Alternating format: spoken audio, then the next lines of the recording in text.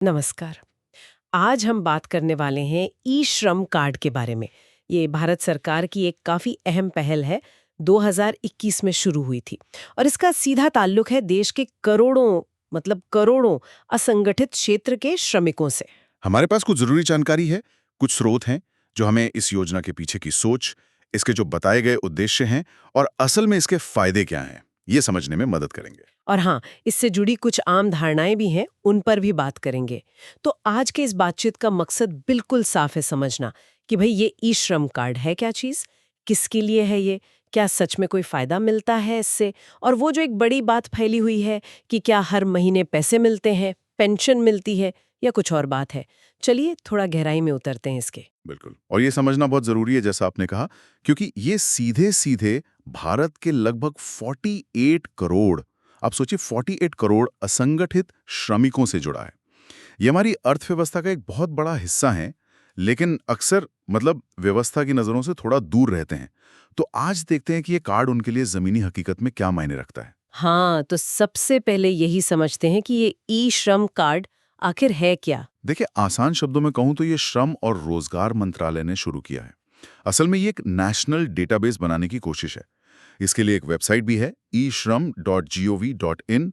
Main मकसद है कि जितने भी असंगठित क्षेत्र में काम करने वाले लोग हैं, उनका एक सेंट्रलाइज्ड एक जगह सारा रिकॉर्ड हो। और आंकड़े बताते हैं, जैसा कि हमारे स्रोतों में है, कि 2025 तक करीब 30 करोड़ से भी ज्यादा लोग इसमें रजिस्टर हो चुके हैं। तो आप अंदाजा लगा सकती हैं कितना बड़ा स्केल है ये। 30 करोड़, ये तो बहुत बड़ी संख्या है। अच्छा, आपने कहा असंगठित श्रमिक, ये थोड़ा समझाएंगे कि इसमें कौन-कौन लोग आते हैं, मतलब क्लैरिटी रहे। हाँ हाँ, ये बहुत जरूरी है समझना।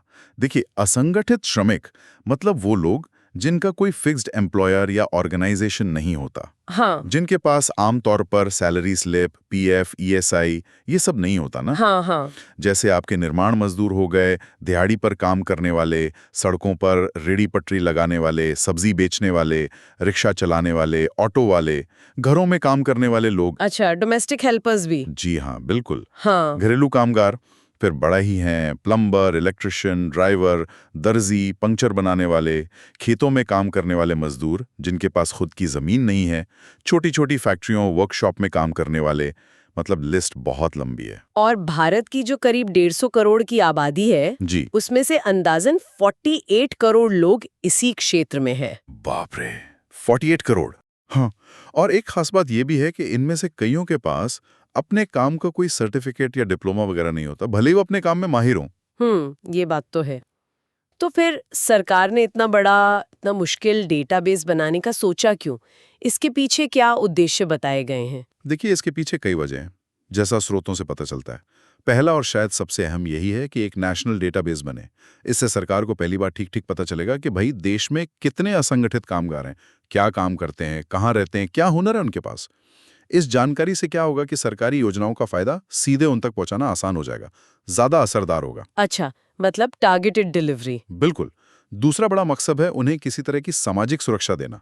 जैसे कोई एक्सीडेंट हो जाए, बीमारी हो, बुढ़ापा आए या कोई विकलांगता हो जाए, तो ऐसी मुश्किल घड़ी में उन्हें कुछ आर्थिक मदद मिल सके, क्योंकि इनके पास ये सेफ्टी नेट अक्सर पता नहीं है। सही बात है। तीसरा, उन्हें बाकी कल्याणकारी योजनाओं से जोड़ना, जैसे पेंशन स्कीम्स हैं, बीमा योजनाएं हैं, पीएमजेजेबीवाई का नाम सुना होगा आपने। हाँ, जीवन ज्योति बीमा योजना। हाँ, वही।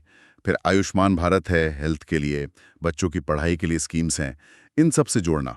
और ख़ास तौर पर जो प्रवासी मजदूर हैं, जो एक शहर से दूसरे शहर जाते हैं काम के लिए, और घरेलू कामगार, उनको इसमें शामिल करने पर जोर है, क्योंकि ये लोग अक्सर ज़्यादा असुरक्षित महसूस करते हैं। और हाँ, एक पात्रता भी है इसकी, ये 16 से 59 साल के उन लोगों के लिए है जो ईपीएफओ या ईएसआईसी का मेंबर नहीं है और जो इनकम टैक्स नहीं भरते। ओके, ये क्राइटेरिया जानना जरूरी था। चलिए, अब आते हैं फायदों पर, जिसकी चर्चा सबसे ज्यादा गर्म रहती है। स्रोतों में कई तरह के बेनिफिट्स का जिक्र है, जैसे एक्सीडेंटल इंश्योरेंस है, पेंशन की भी बात है और कुछ मासिक सहायता। इस पर थोड़ा रोशनी डालिए। हाँ, ये फायदों वाली बात ही है जहां थोड़ा कंफ्यूजन भी है, तो इसे ध्यान से समझना होगा। स्रोत जो मुख्य फायदे बताते हैं वो ये हैं। सबसे पहला और पक्का फायदा है दुर्घटना बीमा। इसमें क्या है कि जो रजिस्टर्ड श्रमिक हैं उन्हें प्रधानमंत्री सुरक्षा बीमा योजना PMSBY का लाभ मिलता है। अगर किसी श्रमिक की दुर्घटना में मृत्यु हो जाती है या वो पूरी तरह से स्थायी विकलांग हो जाते हैं, मतलब जैसे दोनों हाथ, दोनों पैर या दोनों आंखें चली गई, तो उनके नॉमिनी को या परिवार को 2 लाख रुपए मिलते हैं। अच्छा। और अगर दुर्घटना से एक अंग की स्थायी विकलांगता होती है, मान लीजिए एक हाथ, एक पैर या एक आंख, तो 1 लाख रुपए की मदद मिलती है। पहले शायद 50,000 की बात थी, पर अब अपडेटेड जानकारी 1 लाख की है। और खास बात यह कि पहले साल का जो प्रीमियम होता है वो सरकार देती है। ओके, ये तो एक ठोस लाभ है। जी। दूसरा जिक्र आता है पेंशन का। कहा जाता है कि 60 साल की उम्र के बाद हर महीने 3,000 रुपए की पेंशन मिल सकती है। पहले कुछ जगह 1,000 लिखा था, पर असल में ये प्रधानमंत्री श्रम योगी मनधन योजना से जुड़ा है, जहां 3,000 का प्रावधान है। लेकिन यहां एक बड़ा लेकिन है।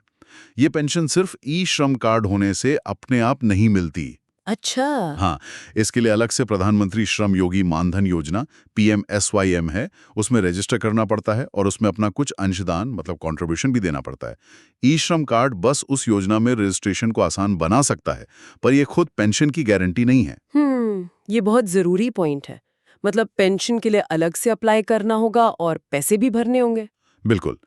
तीसरा पॉइंट है मासिक आर्थिक सहायता का। कुछ सुनने में आया, कुछ स्रोतों में भी जिक्र है कि शायद सरकार की तरफ से टाइम पर जैसे 1,000 रुपए महीने की मदद मिल सकती है या मिली भी है।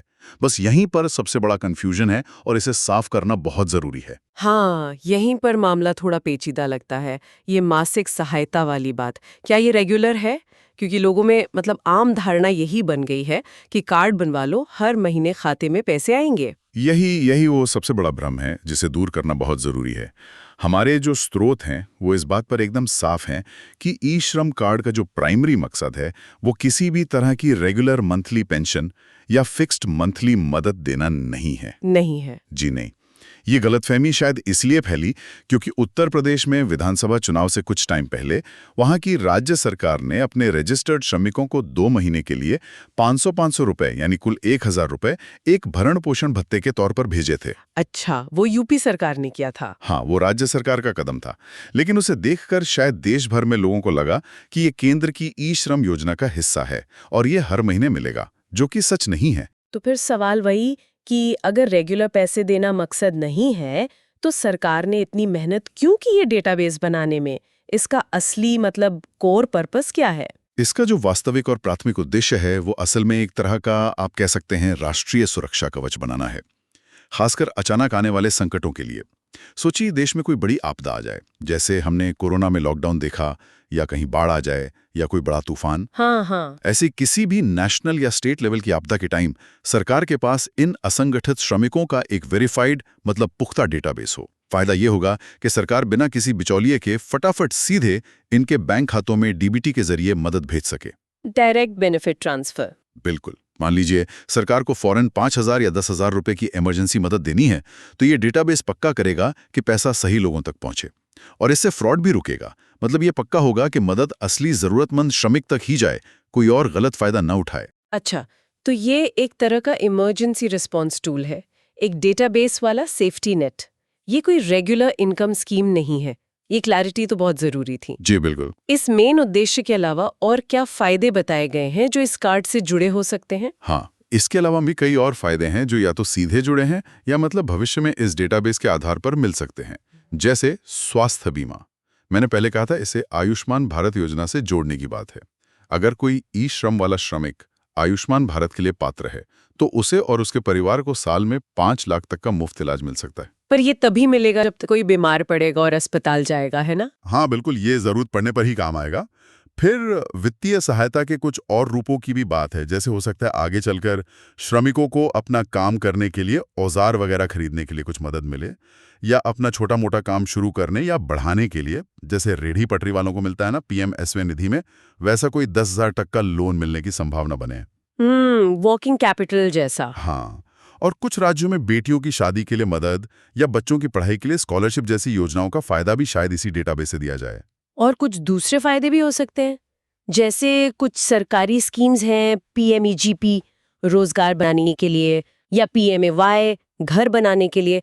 उनमें शायद ई श्रम वालों को प्राथमिकता मिले। और जैसा हम आगे बात करेंगे, ये कार्ड खुद एक पहचान पत्र का भी बहुत जरूरी काम करता है। हाँ, आपने पहचान पत्र की बात छेड़ी। ये एक और एंगल है जो मुझे काफी इंटरेस्टिंग लगा स्रोतों में, कि ये सिर्फ सरकारी योजनाओं के लिए नहीं, बल्कि श्रमिक की अपनी पहचान, उसके काम के प्रूफ के तौर पर भी बहुत काम का है। ये कैसे मदद करता है, खासकर उन लोगों की जो अपने घर से दूर काम करते हैं? ये वाकई में एक बहुत ही अहम पहलू है और शायद इस पर उतना ध्यान नहीं जाता, खासकर जो हमारे करोड़ों प्रवासी श्रमिक हैं उनके लिए। आप सोचिए, कोई बिहार, यूपी, बंगाल, उड़ीसा से दिल्ली, मुंबई, सूरत कहीं भी काम करने जाता है, हाँ, तो उसे कितनी दिक्कतें आती हैं। लोग शक से देखते हैं, पहचान साबित करना मुश्किल होता है, कभी कभी हुनर होते हुए भी सही काम या सही दिहाड़ी नहीं मिलती। सही बात है। यहाँ ई श्रम कार्ड एक बड़ी भूमिका निभा सकता है। इस कार्ड पर उसका नाम, पता, फोटो, आधार नंबर और सबसे जरूरी उसका काम, जैसे बढ़ई, प्लम्बर, कंस्ट्रक्शन वर्कर, ये सब लिखा होता है। तो ये एक तरह का सरकारी ठप्पा है। ये साबित करता है कि हाँ भाई, ये एक असली कामगार है, इसकी पहचान है और ये काम जानता है। तो इससे मतलब काम ढूंढने में भी आसानी होती होगी। बिल्कुल, स्रोत यही बताते हैं, जब कोई वर्कर किसी ठेकेदार के पास, कंपनी में, फैक्ट्री में या कंस्ट्रक्शन साइट पर काम मांगने जाता है और अपना ई श्रम कार्ड दिखाता है, तो एम्प्लॉयर को, मतलब काम देने वाले को, एक भरोसा होता है। उसे पता चल जाता है कि ये आदमी कौन है, कहाँ से है, क्या काम करता है। इससे काम मिलने के चांस बढ़ जाते हैं, शायद बेहतर शर्तों पर भी मिल सकता है। अच्छा, इतना ही नहीं, शहर में रहने के लिए भी ये काम आ सकता है। मान लीजिए कमरा किराए पर लेना है या कभी बैंक में कोई काम पड़ा, तो ये एक एडिशनल प्रूफ की तरह काम कर सकता है, जो उसकी वर्कर आइडेंटिटी को कंफर्म करे। ये उसे शहर में एक पहचान देता है, थोड़ी सुरक्षा देता है। हाँ, ये तो बहुत प्रैक्टिकल फायदा है। शायद रोजमर्रा की जिंदगी में ये ज्यादा काम आता होगा। अच्छा, तो हमने अभी की स्थिति समझी, पहचान, इमरजेंसी में मदद का आधार और दूसरी योजनाओं से लिंक। पर क्या भविष्य में इस बड़े डेटाबेस के आधार पर कुछ और नए तरह के फायदे भी मिल सकते हैं? हाँ बिल्कुल, स्रोत इस तरफ इशारा करते हैं। जैसा हमने कहा, अभी भले रेगुलर मंथली पैसा ना हो, पर आगे चलकर इस डेटा का इस्तेमाल कई और टारगेटेड योजनाएं बनाने में हो सकता है। जैसे एक संभावना यह है कि सरकार रजिस्टर्ड वर्कर को उनके काम से जुड़े औजार या मशीनें खरीदने के लिए एक मुश्त मदद दे, मान लीजिए 15,000 रुपए तक, ताकि वो अपना काम और अच्छे से कर सकें, कमाई बढ़ा सकें। ये तो बढ़िया होगा। या फिर इसी डेटाबेस के बेस पर उन्हें अपना छोटा मोटा काम शुरू करने के लिए बिना ज्यादा गारंटी के आसान शर्तों पर माइक्रो लोन मिल सके। और सोचिए, जैसे जैसे और लोग जुड़ेंगे, सरकार का टारगेट तो 30-40 करोड़ का है, तो हो सकता है सरकार खास इन्हीं लोगों के लिए नई सोशल सिक्योरिटी स्कीम्स लाएं, हेल्थ की, इंश्योरेंस की, पेंशन की, जो सिर्फ ई श्रम वालों के लिए हों। इसकी तुलना हम आयुष्मान भारत से कर सकते हैं, जो हमने पहले की थी। हाँ, वो अच्छा उदाहरण था। किसी के पास आयुष्मान कार्ड है तो हर महीने पैसे नहीं आते। फायदा तभी मिलता है जब जरूरत पड़ती है, मतलब बीमारी में इलाज के लिए। वैसे ही ई श्रम का भी जो बड़ा फाइनेंशियल फायदा है, वो शायद किसी संकट के टाइम मिलेगा या भविष्य की खास योजनाओं से मिलेगा। ये एक तरह से आने वाले कल की तैयारी है। सही है, ये तुलना बिल्कुल फिट बैठती है। अच्छा, अब आखिर में ये भी बता दीजिए कि अगर कोई बनवाना चाहे ये कार्ड, तो प्रोसेस क्या है? मुश्किल तो नहीं है? नहीं, सरकार ने कोशिश की है कि प्रोसेस आसान रहे। मेनली 3 चीजें चाहिए। एक तो आधार कार्ड, दूसरा बैंक की पासबुक और तीसरा वो मोबाइल नंबर जो आधार से जुड़ा हो, ओटीपी के लिए। ओके।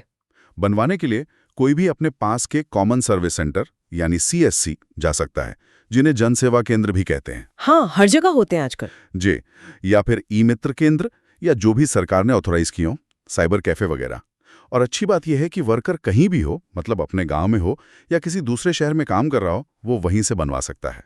अच्छा, कहीं से भी बन जाएगा? हाँ, बस अपने डॉक्यूमेंट्स देने हैं और अपनी जानकारी बतानी है, क्या काम करते हैं, कितनी पढ़ाई की है, आमदनी, परिवार वगैरह।